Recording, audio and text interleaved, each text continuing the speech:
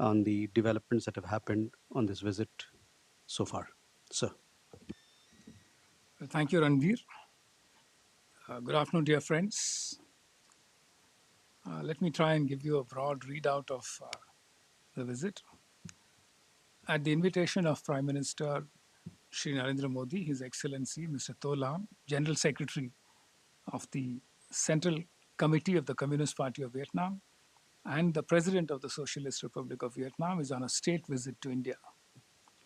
The visit started yesterday, 5th of May, and will conclude tomorrow, 7th of May.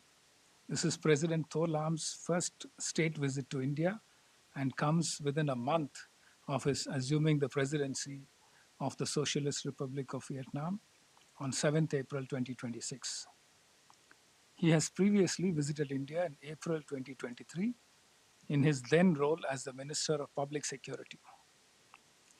President To Lam is accompanied by a high-level ministerial and official delegation, as well as a large business delegation. This is the second meeting between Prime Minister Modi and President To Lam. They had earlier met in New York on the sidelines of the Summit of the Future at the UNGA in September 2024.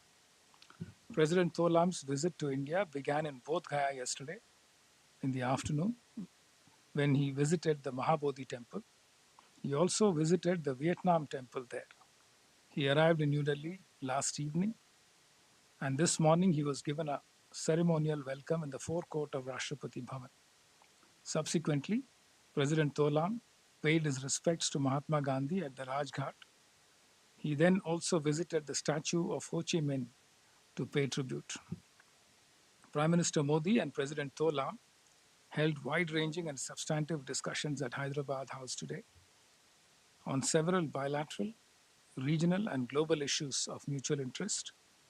The talks were held in both restricted and delegation-level formats. The meeting provided both the leaders an opportunity to review progress across key pillars of our relationship and lay out an ambitious agenda for the future. This year, India and Vietnam are also marking the 10th anniversary of our comprehensive strategic partnership. Both sides agreed that bilateral ties have expanded and deepened significantly in the last 10 years. As a result, it was decided to upgrade our comprehensive strategic partnership to an enhanced comprehensive strategic partnership, and a joint statement to mark this was released. The leaders also held interactions with key stakeholders, including business leaders and CEOs, over a banquet lunch hosted by Prime Minister Modi this afternoon. During the discussions, both sides appreciated the growing trade and investment flows between India and Vietnam and noted the potential to increase these further in a balanced and mutually beneficial manner. We agreed that a new trade target of $25 billion would be set for achieving by 2030. We have also taken important steps in the agriculture sector. Soon, our farmers will be able to access the Vietnam market for Indian grapes. And similarly, Vietnam would be able to export Vietnamese durian to India. We have also agreed to advance collaboration in the areas such as energy, rare earth minerals, digital payments, traditional medicine, and mobility, among others. Insofar as deliverables are concerned, several MOUs were agreed upon and exchanged in diverse areas pertaining to financial innovation, cross-border digital payments, cultural cooperation, rare earth minerals, oceanography, pharmaceuticals, education, and sister city agreement between Mumbai and Ho Chi Minh City. The MOU between RBI and State Bank of Vietnam will be an important collaboration project in fintech. The MOU on cooperation in rare earth minerals underscores the importance both sides attach to supply chain resilience and diversification. India also thanked Vietnam for its invitation to participate in Vietnam's nuclear power sector. The cross-border connectivity of digital payments will greatly benefit tourists and businesses. The MOU between CDSCO and Drug Administration of Vietnam will facilitate market access for our pharmaceutical companies and help ensure access to affordable and quality Indian medical products for the people of Vietnam. India and Vietnam have long standing bonds of friendship underpinned by historical, civilizational, and cultural connect. The two sides agreed to renew the cultural exchange program for 2026-2030. We have reaffirmed our commitment to continue India's conservation and restoration efforts in Vietnam. India will extend support to establish a site interpretation center at the UNESCO World Heritage Site at My Son in Vietnam.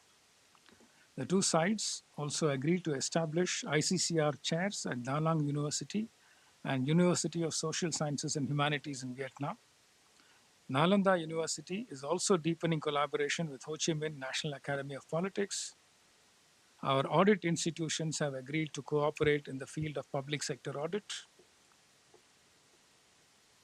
Defense cooperation was acknowledged as a key pillar of our bilateral relationship. Both sides agreed to further strengthen defense industry cooperation.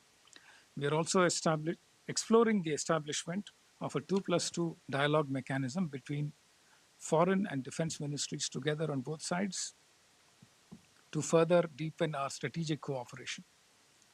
Prime Minister Modi and President Tholam acknowledged the growing threats of terrorism, transnational crime, money laundering, and online scams. President Tholam conveyed Vietnam's support on the issue of terrorism and counter-terror cooperation, and Prime Minister thanked Vietnam for their strong support on the Pahalgam attack. There was convergence of views on several regional and global issues of interest to both sides, particularly in the Indo-Pacific, and the importance of closer cooperation to promote peace, stability, and prosperity in the region and beyond, keeping in view the evolving global geopolitical and economic landscape. Both sides reaffirmed their commitment to cooperate to strengthen the voice and role of the Global South. Prime Minister Modi appreciated Vietnam's continued support for India's permanent membership in a reformed UN Security Council. Prime Minister Modi reaffirmed India's support for ASEAN centrality and ASEAN unity within the framework of India's Act East policy. We are also happy to inform you that Vietnam has joined the Indo-Pacific Oceans Initiative, IPOI, today. Later today, President Tholam is scheduled to deliver a policy speech at the Indian Council of World Affairs.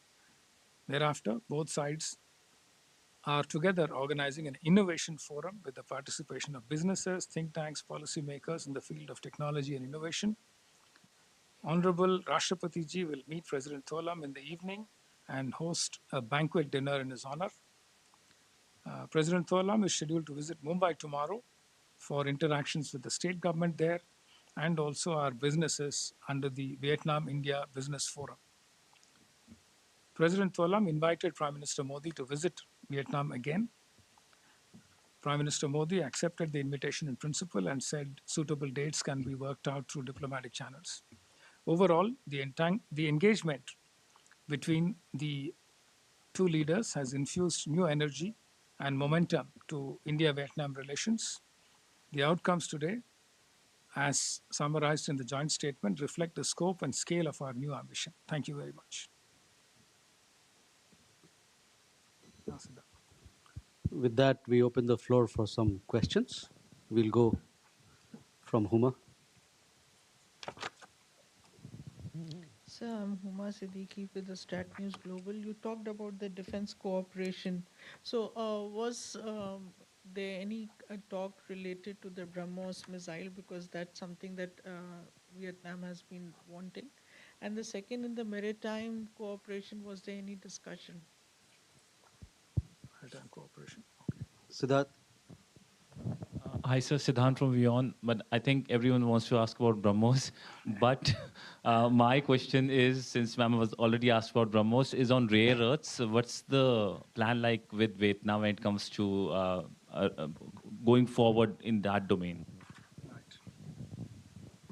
Keshav. Thank you, Secretary Keshav Padmanabhan from The Print. My first question is on this. In the joint statement, you mentioned lines of credit for defense. Can you give us a sense of what has these lines of credits been achieved? Has there been any discussions on expansion? Any figure with regards to this? And the second question I have is on UNCLOS, because we know that Vietnam has certain issues in the South China Sea. So was there any discussions with regards to UNCLOS? Did India raise its support for any of Vietnam's positions with regards to this? Thank you. We come here. Ayuanyu. Good evening, sir. Abhimanyu Sharma from CNBC TV 18. Sir, if you can shed some light on the kind of collaboration Vietnam is going to have with India on digital payments, particularly the usability of UPI outside India in Vietnam. Neeraj. Neeraj news 18 India से हूँ sir. आपने कहा कि भारतीय किसानों को फ़ायदा होगा आज के MOUs के ज़रिए या फार्मास्यूटिकल्स को भी फ़ायदा होगा, वियतनाम का मार्केट भारत के लिए खुलेगा, उसके बारे में थोड़ा सा प्रकाश डालें। Farmers and pharma. Sir, we can take these questions. Okay. Okay, I think the first one was about BrahMos. Let me try and provide a broader context for our defense cooperation. Our defense cooperation, the basis for that is the joint vision statement for defense partnership 2030. So there are a number of areas listed under that for taking forward our defense cooperation. It includes a number of areas from capacity building and training for Vietnamese armed forces to cooperation in the area of UN peacekeeping, training exchanges, joint military exercises, port calls and ship visits. We've done a joint hydrographic survey together, defense cooperation, a number of things have happened in the past, and also maritime cooperation, maritime security cooperation. It's a very, very important area. In addition to that, we have MOUs that are already operational in the areas of submarine rescue and HADR support, mutual logistics support, and of course, cooperation in various aspects of defense industry. We are also looking at instituting a 2+2 dialogue, which will include the Foreign Ministry and the Defense Ministry on either side. We are also pursuing an agreement on white shipping information sharing, cyber security, and also AI enhanced security measures. There is also an ongoing cooperation on transnational crime involving the navies and the coast guards. We had a visit of the member companies of the Society of Indian Defense Manufacturers visiting Vietnam in March 2026 to explore opportunities for defense procurement by Vietnam, to understand their needs and to see which of those needs can be met by our defense agencies, defense companies. Prime Minister, in fact, offered help with maintenance and MRO support for platforms that Vietnam has, such as the Sukhoi 30 and the Kilo class submarines. So there is a whole lot of things happening in the area of defense. There is also the question of lines of credit. In fact, during the Prime Minister's visit, we had announced lines of credit worth $500 million, out of which for $300 million, projects have been identified and tendering processes are going on for the procurement of 14 high-speed patrol boats and 3 to 4 OPVs, depending on the cost at which they are tendered. And $200 million more will involve the next stage of LOCs. That could involve upgradation of some ships that belong to the Vietnam Navy, and also purchase of submarine batteries. So these are all things that will come up in the second stage with the remaining $200 million. So for LOCs, that is the status. On BrahMos, in this broad context, I want to broadly state that Vietnam is a very important partner for us in the Indo-Pacific, and all these areas that we cooperate in are based on the broad premise that a strong Vietnam will serve the cause of peace and stability in the Indo-Pacific. We do talk about a number of platforms, and the BrahMos platform is also one of them. And you know, watch this space. On maritime cooperation, I broadly gave you the areas of interest for us. LOCs of defense also, we just went over that. On UNCLOS, let me just try and summarize our position. Our position on the South China Sea is nothing new. It is very well documented, and we've said it over and over again.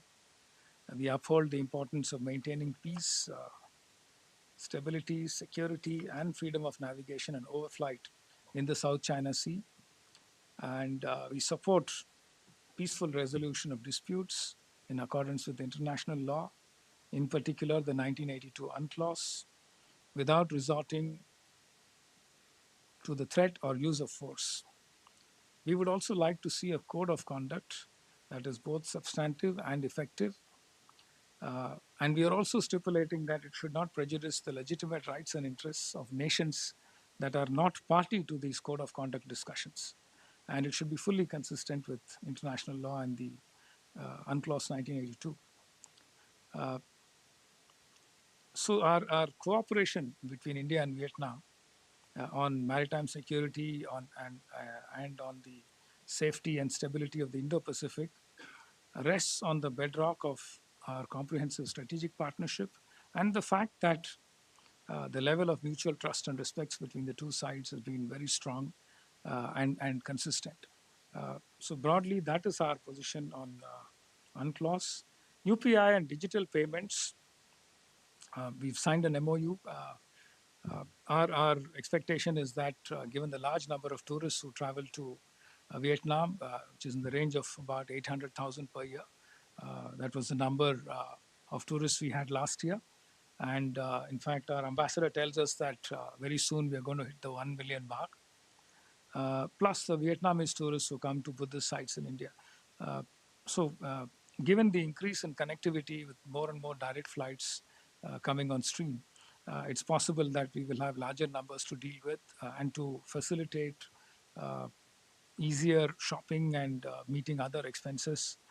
A direct connectivity between the payment systems would be helpful. And that is the logic that drives the connectivity between the payment systems. आपने पूछा था farmers, agriculture और pharmaceutical cooperation के लिए.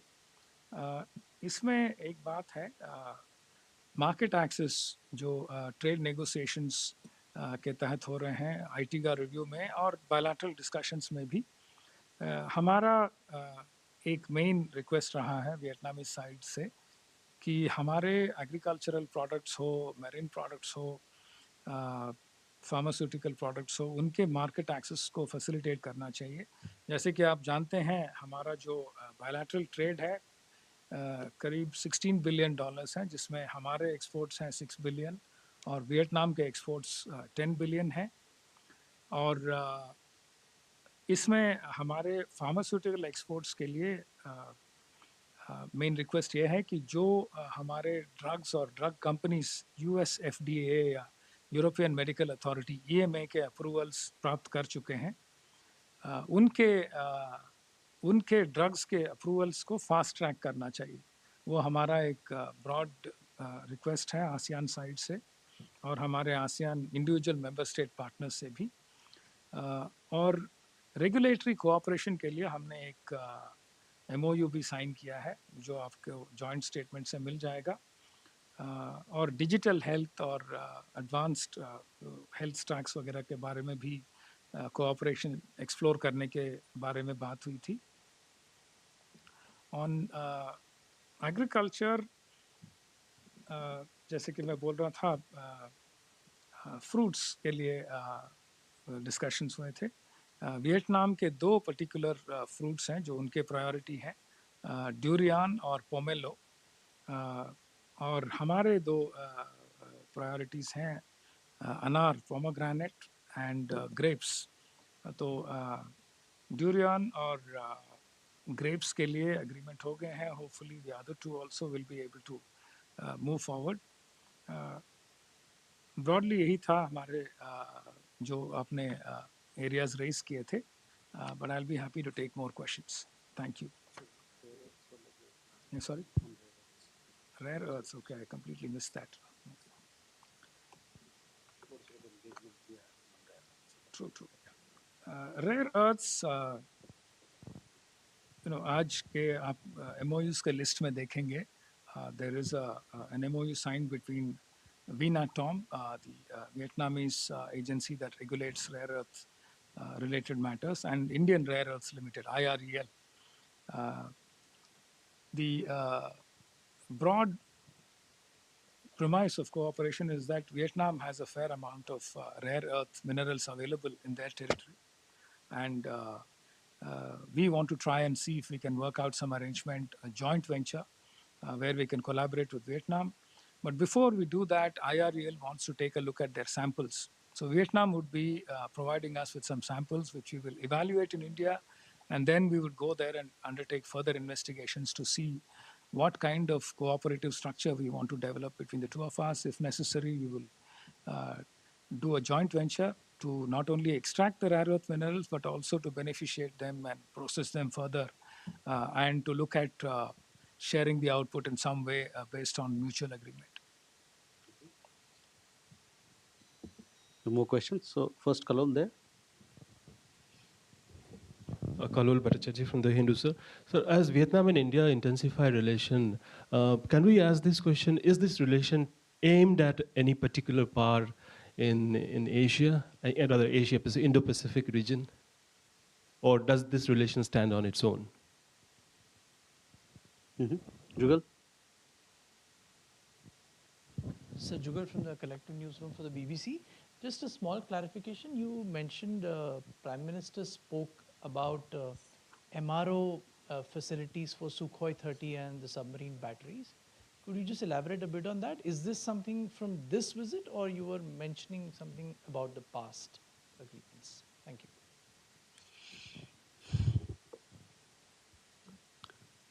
You want to have go? Okay, Kushav. Thank you again, Keshav Padmanabhan from The Print, and thank you for the second question. I just wanted to delve into the ITGA review because I know it's 10 different countries, but from what we've read in the past, Indonesia and Vietnam, where the opening of tariff lines is agreed to, has been sort of difficult. So what was sort of discussed with President Olam with regards to ITIGA so that this review can be conducted and concluded as fast as possible? Has there been any deadline that Vietnam is willing to support within the larger ASEAN framework for this? Thank you. Avanyu. Sir, regarding the ITEGA review, are we still open to the prospect of individual trade agreements with the ASEAN partners, or it's going to be a cohesive one with the entire bloc?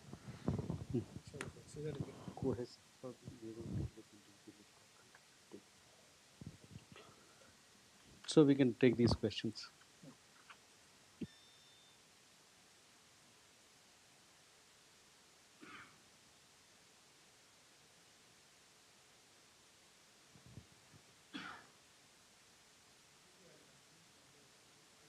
Sorry, maybe I'll change the order a little bit.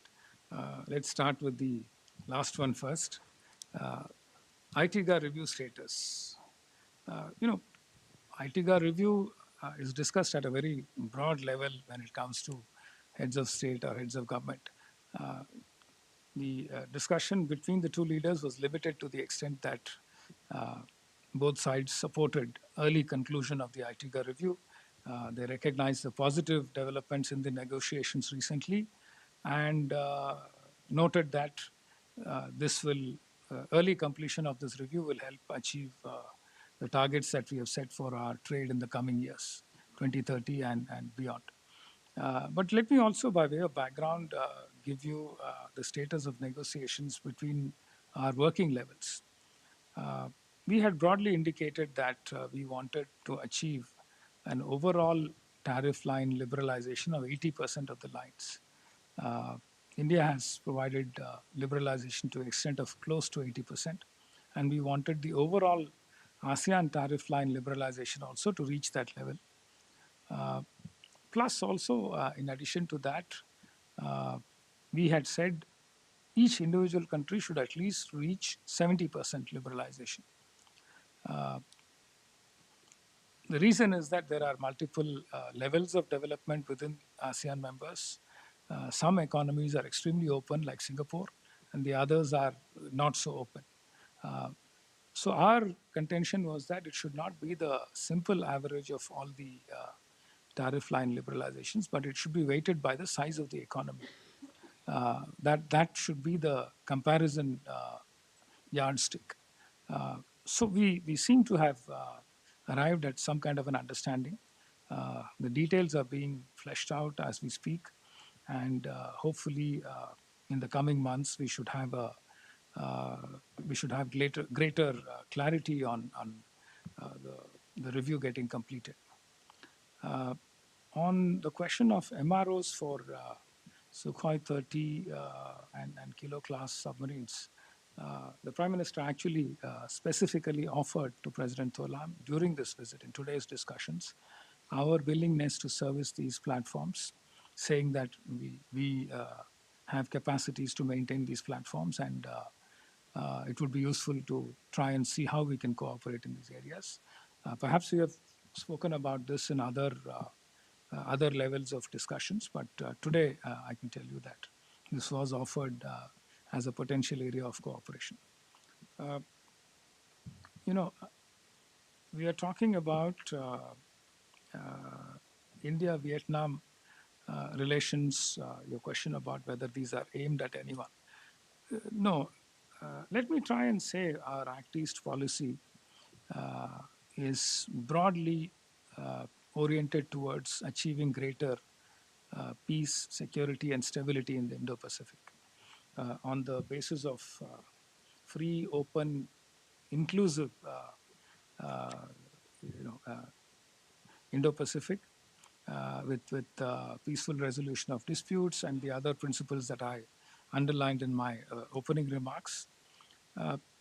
So to that extent, all partners who are willing to work with us under various platforms, including the one that we lead, which is the Indo-Pacific Oceans Initiative, which has 7 pillars, and there are about 23 members who join us to lead or co-lead various parts of these 7 pillars.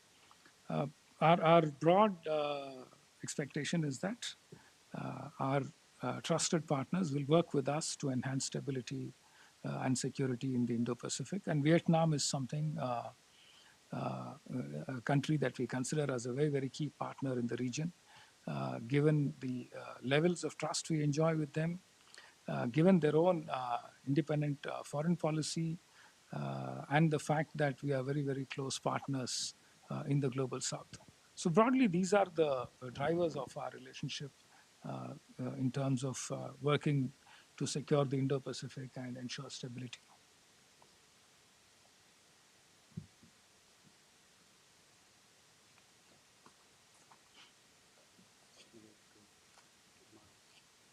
The MRO bol diya. I went in the opposite order.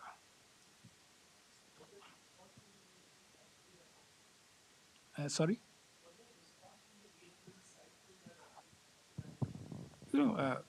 President Tholam thanked us for the offer and said he will get the teams to study. So broadly, that was the response. With that, if there are no more questions, thank you very much, ladies and gentlemen. Please do follow the visit. From here, President Tholam will be traveling to Mumbai, where we have intensive business engagements lined up. Thank you very much. Thank you.